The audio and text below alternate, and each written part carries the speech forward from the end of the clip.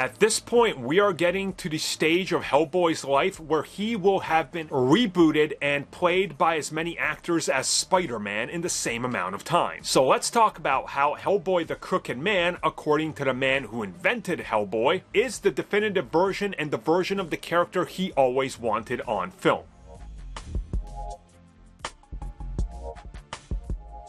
So this comes at us directly from the man who invented Hellboy all those years ago.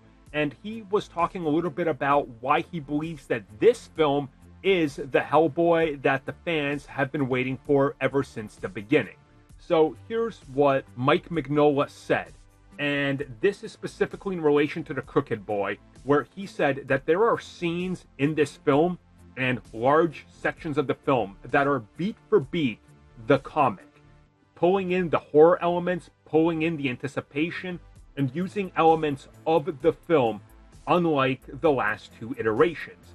And then he specifically talks about how those last two takes he wasn't really involved with. The Guillermo del Toro version, which he didn't like.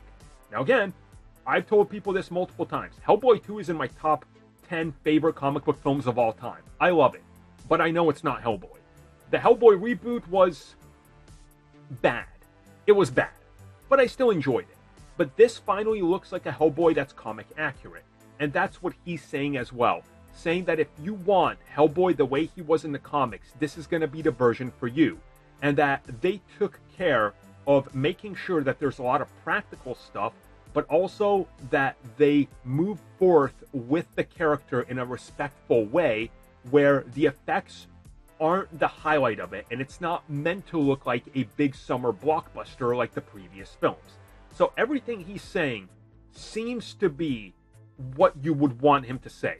And again, whether the film is good or not, the jury's out on that one until we see it for ourselves.